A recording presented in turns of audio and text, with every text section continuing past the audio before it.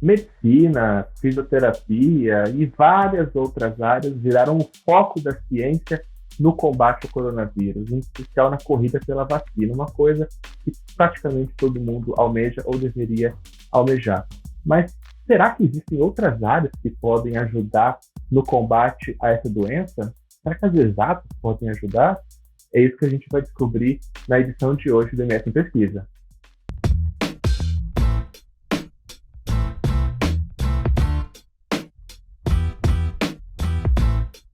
O enfrentamento à pandemia do novo coronavírus exigiu esforços políticos, profissionais e da ciência, todos trabalhando em conjunto para romper com o ciclo de contaminações e mortes. Em Campo Grande, desde os primeiros casos, um grupo de pesquisa da Universidade Federal de Mato Grosso do Sul atualiza toda semana os casos de Covid-19 e tenta fazer projeções para as próximas semanas. Essa visão de futuro é importantíssima para que o poder público possa se organizar e tomar decisões certas para o enfrentamento à pandemia. Conjunto de modelos que são usados para acompanhar situações análogas a essa da Covid-19, né?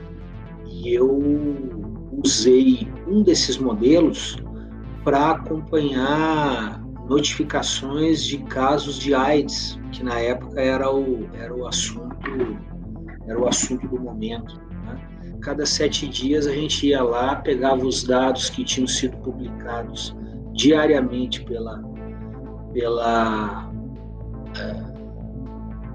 pelo Departamento de Saúde Pública do município e do estado, e aí observávamos se o modelo que a gente tinha trazido até aquele momento ele estava adequado para fazer as previsões para o próximo período, ou se tinha havido uma mudança de comportamento e aí um outro modelo deveria ser ajustado. Com esse modelo matemático já proposto por pesquisadores e aplicado em outras crises sanitárias, o objetivo foi prever o ritmo de crescimento. Uma vantagem dessa função matemática é permitir a visualização gráfica da evolução de casos. Uma curva S, né? Como se você pegasse a letra S nas suas duas pontas, né? E puxasse. Então fica essa curvinha, né? Entender qual seria o ponto de inflexão ou platô, que é o pico da curva, foi de grande valia, mas cada momento da pandemia e do comportamento das pessoas que provocaram ondas de contaminações diferentes exigiu que essa fórmula fosse reajustada de tempos em tempos para melhor refletir o que realmente estava acontecendo. São funções crescentes, né? Se você for acumulando, se você for contando quantas pessoas, desde o primeiro dia até os dias de hoje, quantas pessoas foram registradas, né, foram notificadas com Covid-19, esse número ele é sempre crescente, né? Por isso que a gente diz que é uma curva acumulativa, né, uma curva S. Então a gente teve determinados momentos que era um modelo Gompertz, aí a gente teve momentos em que a gente tinha um comportamento muito explosivo, como se fosse um modelo exponencial, depois a gente voltava para um modelo Gompertz. Toda vez que a gente estava nesse modelo Gompertz, quer dizer que era uma curvinha S. Essa curvinha S ela é importante porque a gente consegue ver quando vai estabilizar, em que dia e em que momento vai acontecer o ponto de inflexão, né, o pico da pandemia. Toda vez que a gente sai desse modelinho e entra no modelo exponencial, o comportamento da pandemia fica explosivo, aí a gente não consegue enxergar o fim, né? Hoje a gente está aqui nessa edição do MS em Pesquisa da TV Assembleia com o professor Erlandson Ferreira Saraiva, professor doutor lá no Instituto de Matemática da Universidade Federal de Mato Grosso do Sul, que vai conversar mais um pouco com a gente sobre todo esse modelo que a gente pincelou um pouco e entender como que isso também pode ajudar no enfrentamento à pandemia. Professor, muito obrigado pela participação, por ter aceito o nosso convite. Eu que agradeço o convite aqui e a oportunidade de estarmos divulgando um pouquinho dos resultados do nosso trabalho aí, né? E uma grande oportunidade de sair um pouco do meio acadêmico e mostrar a matemática um pouco mais prática para toda a população, né? E eu já queria começar minha primeira pergunta falando mais ou menos disso, né? Você falou mostrar um pouco a matemática além das calculadoras, não sei se é assim que a gente pode dizer também, né? Fazendo uma certa brincadeira. Começou ali a pandemia mais ou menos fevereiro, março do ano passado. Como que vocês chegaram aí nessa possibilidade de contribuir, de ajudar a sociedade nesse debate aí da questão da pandemia a partir da matemática? Qual foi o start de vocês? Então, o ponto de partida não foi nosso aqui, né? Tanto meu quanto do Leandro. Foi uma demanda que veio de fora da universidade. No caso, foi a Secretaria de Saúde aqui da cidade de Campo Grande. Eles tinham interesse, né, em fazer projeções para basear as decisões que o prefeito ou o secretário de saúde iam ter que tomar, né? E eles queriam basear isso em um estudo matemático. Então, eles solicitaram isso ao FMS e, a partir dessa solicitação, que surgiu todo o nosso envolvimento no desenvolvimento deste tipo de modelagem. E professor, então, o primeiro contato, vocês foram provocados pelo poder público.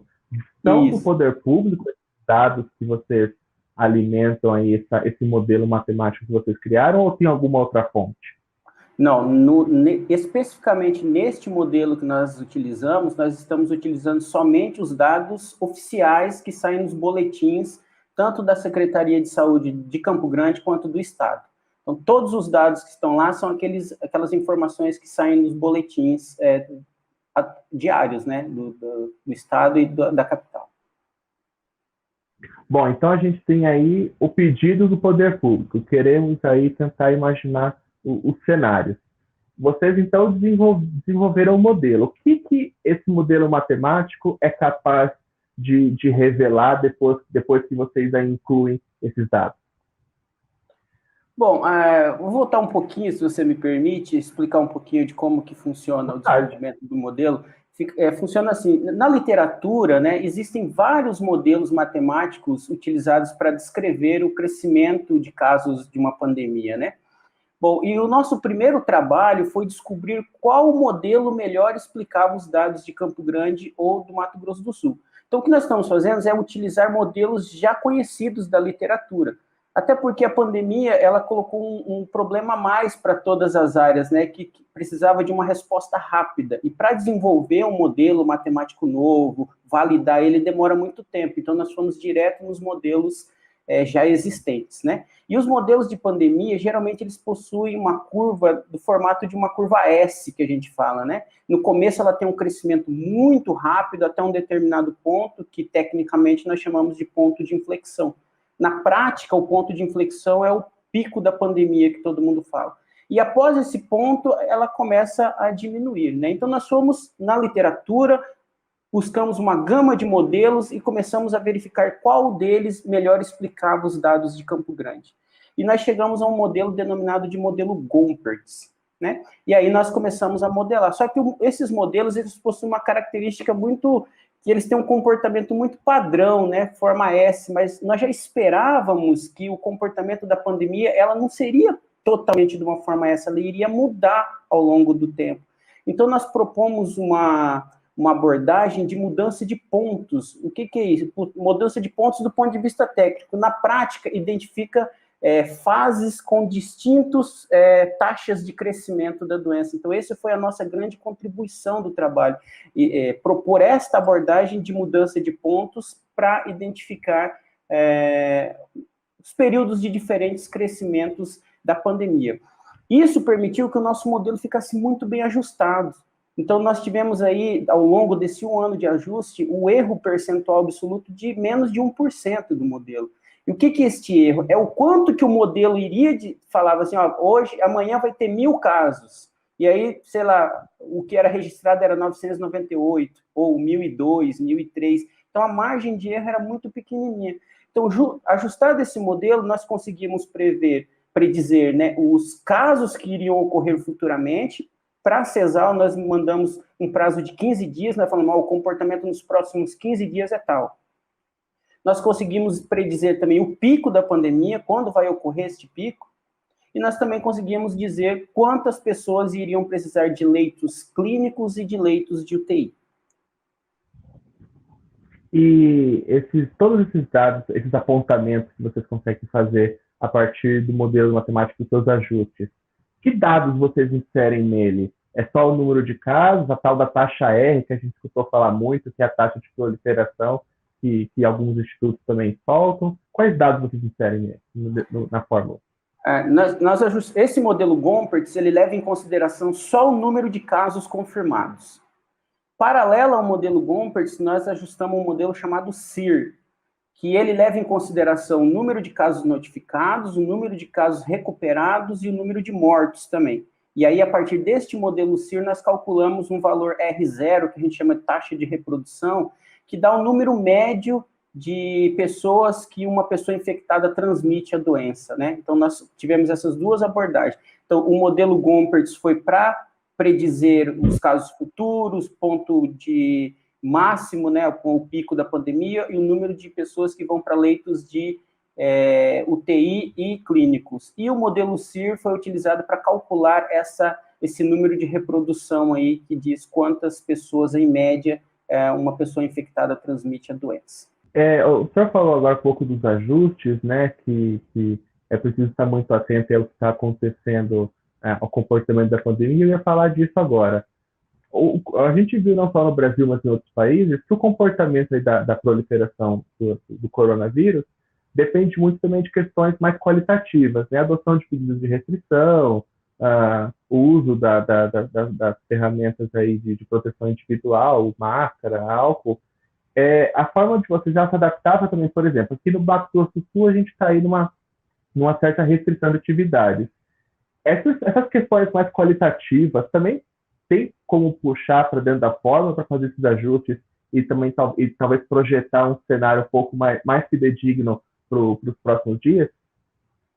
Do ponto de vista de modelagem, a gente consegue inserir essas medidas desde que a gente consiga medir eles quantitativamente, né? Isso, do ponto de vista prático, é muito difícil. Então, a nossa abordagem foi utilizar as informações quantitativas disponíveis, né? Que no caso aqui seriam as quantidades confirmados, a quantidade de recuperados e a quantidade de mortos, para basear essas medidas qualitativas. Então, nós estamos numa fase com uma crescente muito alta. Então, falou, o que nós podemos fazer para mudar o cenário atual e mudar as projeções futuras? Aí entra as situações de restrição de circulação, focar no uso de máscaras. E o uso dessas medidas qualitativas seria uma resposta da nossa modelagem, né? Utilizar as medidas quantitativas para propor medidas qualitativas para impactar de novo nas medidas quantitativas e mudar as projeções futuras, né? É isso que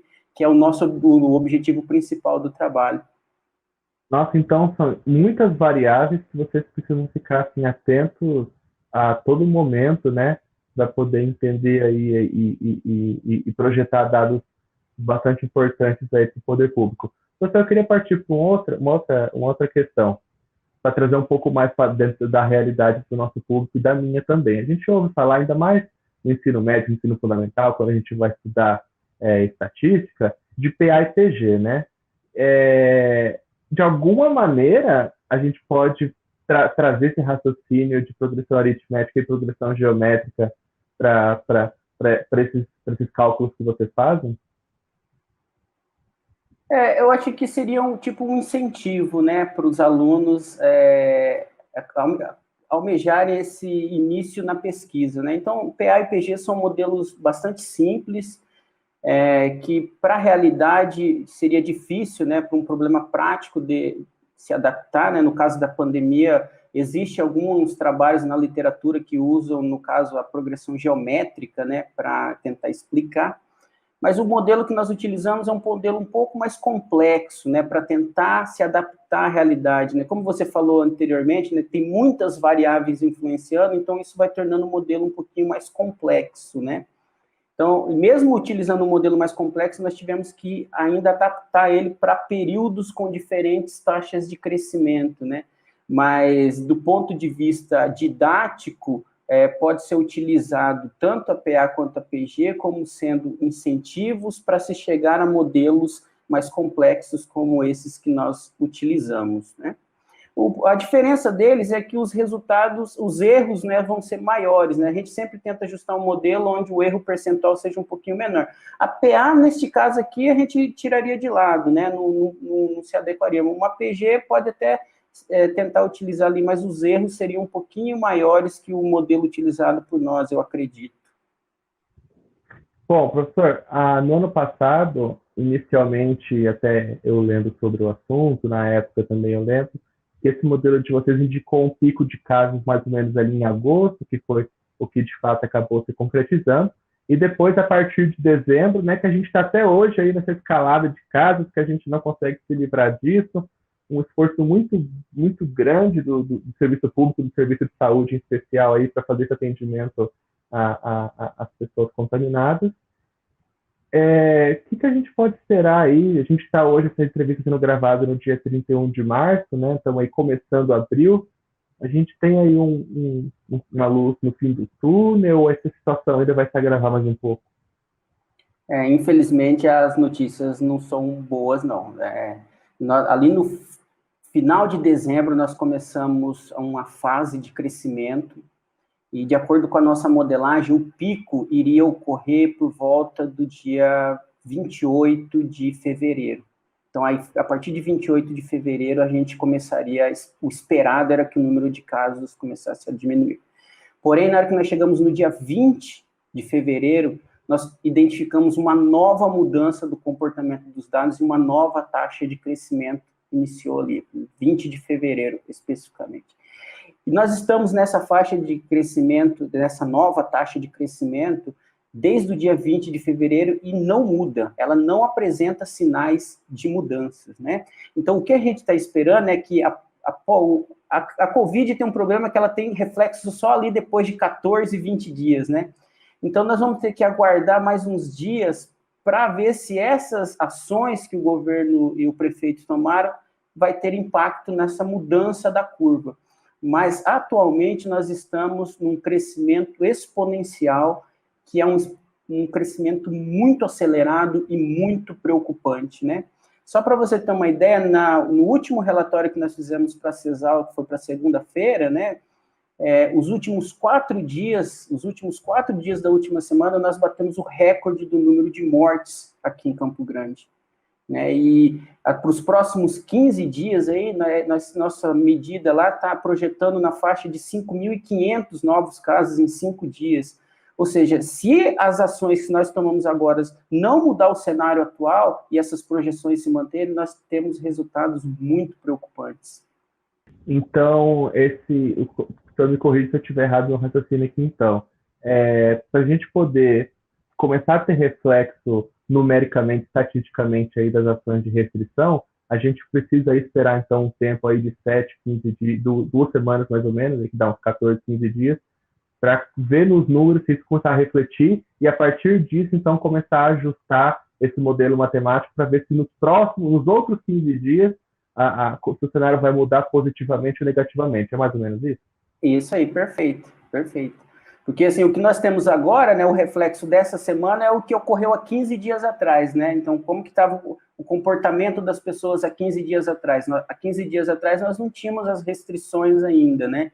Então, está o reflexo nos números de hoje ainda, do reflexo de 15 dias atrás. Então, a partir do final dessa semana para a próxima, nós já vamos ter o reflexo das ações dos governos nos números. E aí, o que nós esperamos é que essas atitudes, né, essas restrições, tenham reflexos nesses números. De que forma? Obtendo o achatamento da curva, né, que é a frase que ficou famosa nesse tempo de pandemia, né? Então, nós temos um cenário atual, onde não está constando ainda essas restrições, então nós temos uma projeção muito preocupante.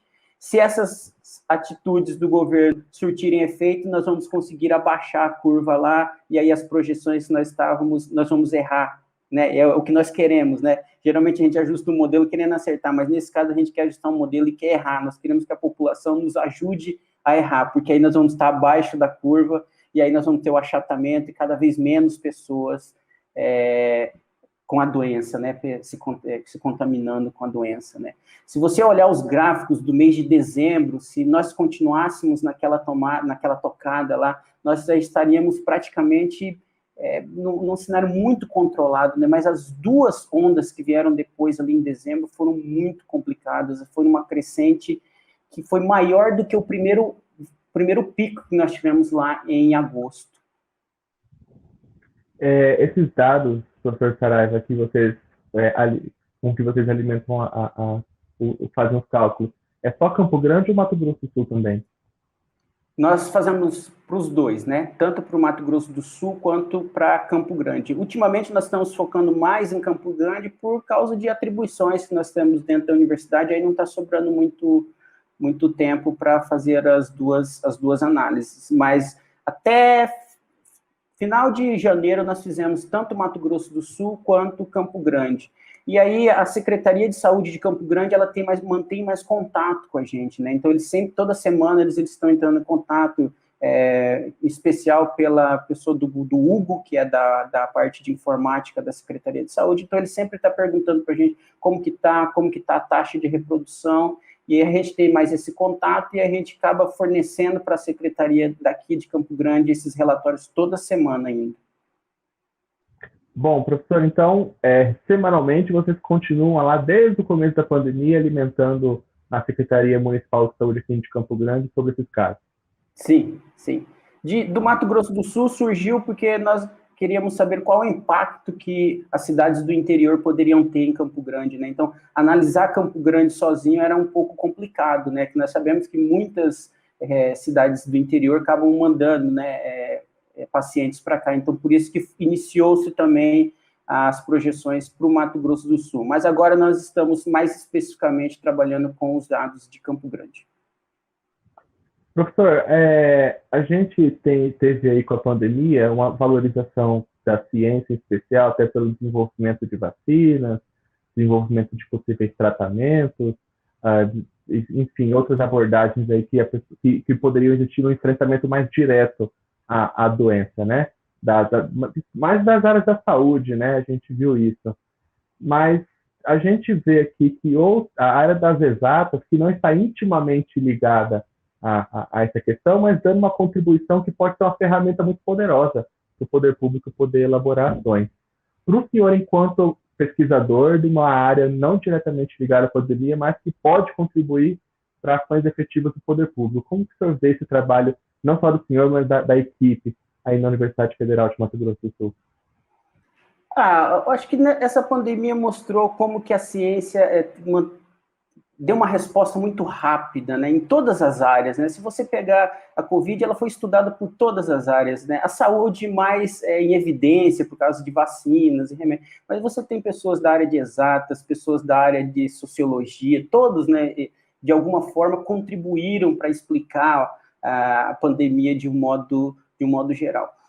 Particularmente para nós da matemática, isso foi bastante interessante e gratificante, porque a gente conseguiu sair muito da academia, né? Nosso trabalho fica muito na academia e atingir a população de maneira geral, né? Mostrar como que o nosso trabalho pode contribuir para a melhoria da sociedade em geral, né? E, além disso, conseguir incentivar, né, novos estudantes a ingressarem nessa área e perder um pouco do medo, né, de estudar matemática, estatística e vir fazer pesquisa, né, nesta área que tem muito a contribuir, né? Um pouco da matemática e da estatística a gente peca com a divulgação. A gente trabalha muito com problemas práticos, só que a gente divulga-se muito pouco, né? Então, se você pega dentro da universidade, a gente tem trabalho com médicos, né, com pessoas que trabalham com parte respiratória.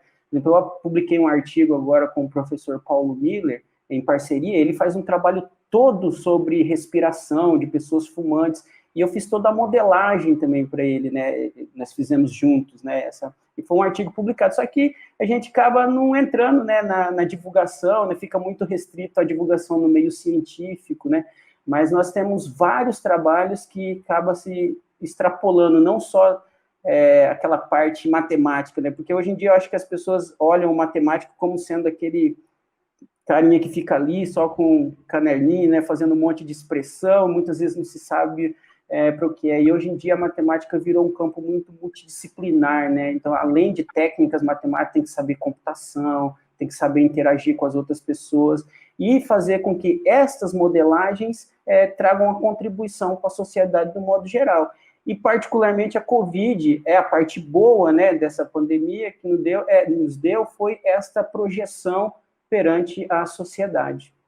É isso aí, eu acho que vale um incentivo aí para quem, agora, ainda mais agora que o SISU está aberto e está em dúvida e tinha alguma visão um pouco mais limitada aí da área da matemática, né?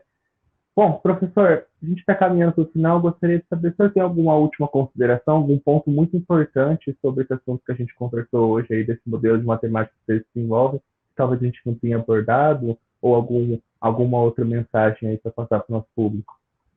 Eu acho que a mensagem que fica aqui é para a gente acreditar na ciência, né? Hoje em dia nós estamos numa fase onde existem especialistas de várias áreas sem formação nenhuma, né? Então, se você tiver que escutar alguém, escute alguém que estudou aquele conteúdo, que tenha conhecimento sobre aquele conteúdo, né? Aquela pessoa está falando com base de muitos anos de estudo, né? E só para finalizar, eu gostaria de agradecer a oportunidade aqui, mais uma vez, de estarmos divulgando o nosso trabalho aqui.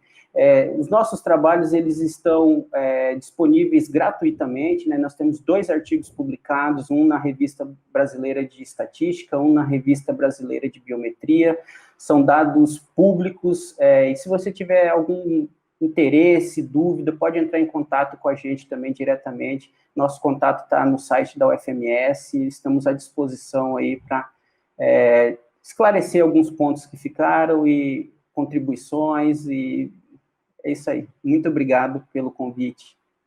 Legal. Erlandson Ferreira Saraiva, professor Saraiva lá do Instituto de Matemática da Universidade Federal de Mato Grosso do Sul. Mais uma vez, muito obrigado. O professor que quer errar nas estatísticas para que não que os casos aumentem, mas que ele esteja errado e que os casos comecem a baixar. Professor, mais uma vez, muito obrigado.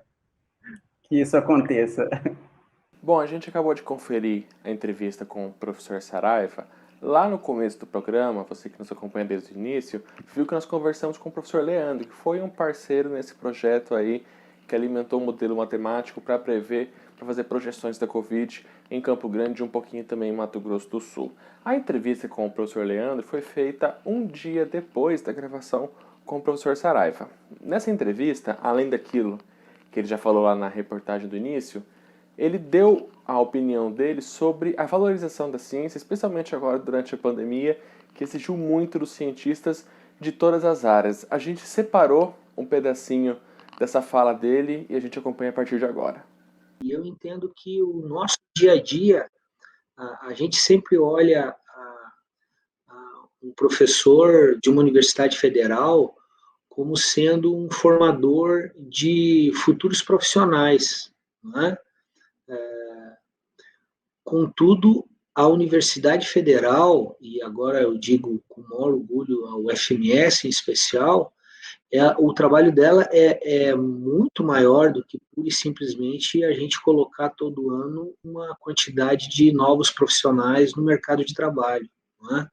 Ou seja, o nosso trabalho é olhar para o cotidiano, olhar para o dia a dia da população campograndense e sul-mato-grossense e fazer